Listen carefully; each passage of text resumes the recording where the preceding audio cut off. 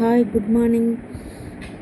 ఈరోజు మనం important current affairs వాటి యొక్క క్వశ్చన్ అండ్ ఆన్సర్స్ మనం చూద్దాం. ఆల్రెడీ మనకందరికీ తెలుసు. ఫస్ట్ క్వశ్చన్, 2026లో భారత ప్రధానమంత్రిగా ఎవరున్నారంటే Narendra Modi. That is the first one. Second question, గ్రామీణ రహదారుల అభివృద్ధి కోసం ఇటీవల ప్రారంభించిన పథకం ఏది? అంటే గ్రామీణంలో రహదారుల అభివృద్ధి కోసం ప్రారంభించిన పథకం ఏది అంటే ప్రధానమంత్రి గ్రామ్ సడక్ యోజన. మనం గుర్తుపెట్టుకోవాల్సిన ఆన్సర్ ప్రధానమంత్రి గ్రామ్ సడక్ యోజన. మూడవ ప్రశ్న, 2026లో ఆర్టిఫిషియల్ ఇంటెలిజెంట్ పాలసీ ఆమోదించిన రాష్ట్రం ఏది అంటే మహారాష్ట్ర.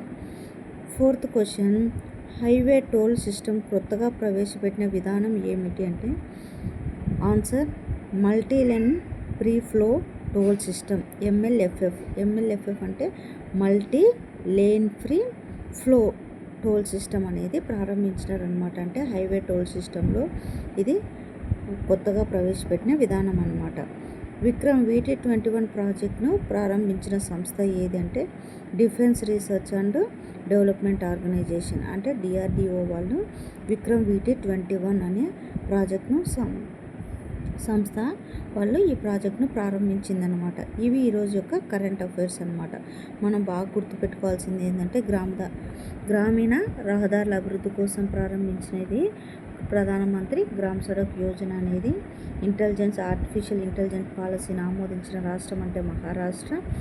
హైవే టోల్ సిస్టమ్ కొత్తగా అంటే MLFF అనమాట, multi lane free flow.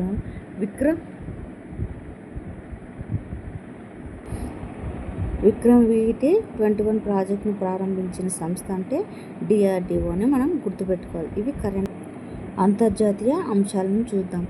So ఆరో ప్రశ్న, 2026లో ఆయిల్ ధరలపై ప్రభావం చూపుతున్న ప్రధాన అంశం ఏంటి అంటే మిడిల్ ఈస్ట్ కాన్ఫ్లిక్ట్. అంటే ఆయిల్ ధరపై మన 2026లో మనం చూస్తున్నాం చాలా ప్రభావం చూపుతుంది. దానికి కారణం ఏదంటే మిడిల్ ఈస్ట్ కాన్ఫ్లిక్ట్ అనమాట.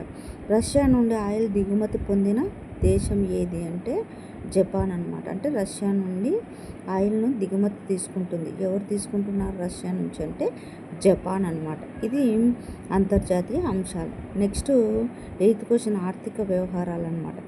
విదేశీ మారక నిల్వలపై 46వ నివేదికను విడుదల చేసిన సంస్థ ఏదంటే రిజర్వ్ బ్యాంక్ ఆఫ్ ఇండియా అనమాట.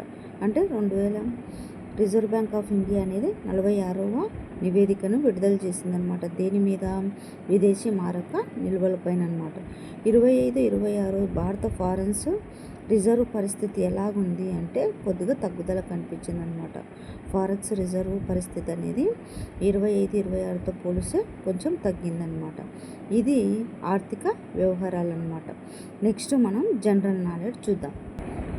Next general BRICS culture working group 2026 theme ఏంటి?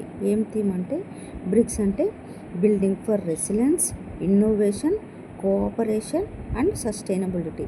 ఇది బ్రిక్స్ కల్చర్ వర్కింగ్ గ్రూప్ యొక్క థీమ్ అనమాట.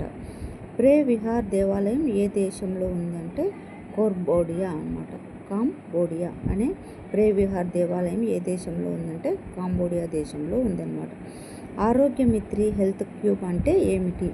ఆరోగ్యమిత్రి హెల్త్ క్యూబ్ అంటే భారతదేశం అభివృద్ధి చేసిన మొట్టమొదటి పోర్టబుల్ హాస్పిటల్ అనమాట. Aarogyamitra health cube. అసలు ఆరోగ్యమిత్ర హెల్త్ క్యూబ్ అంటే దీని యొక్క అభివృద్ధి భారతదేశం ఏం అభివృద్ధి చేసిందంటే పోర్టబుల్ హాస్పిటల్ అనమాట. అంటే పోర్టబుల్ అంటే మనం ఎక్కడికి కావాలంటే అక్కడికి ట్రాన్స్పోర్ట్ చేసుకోవచ్చు అనమాట. ఇవి ఈ రోజుకు సంబంధించినటువంటి జనరల్ నాలెడ్జ్. మనకు తెలుసు నిన్న జరిగినటువంటి MI మ్యాచ్లో హార్దిక్ పాండ్యా గాయమైన కారణం వల్ల మ్యాచ్కు మిస్ అవ్వాల్సి వచ్చిందనమాట కెప్టెన్గా.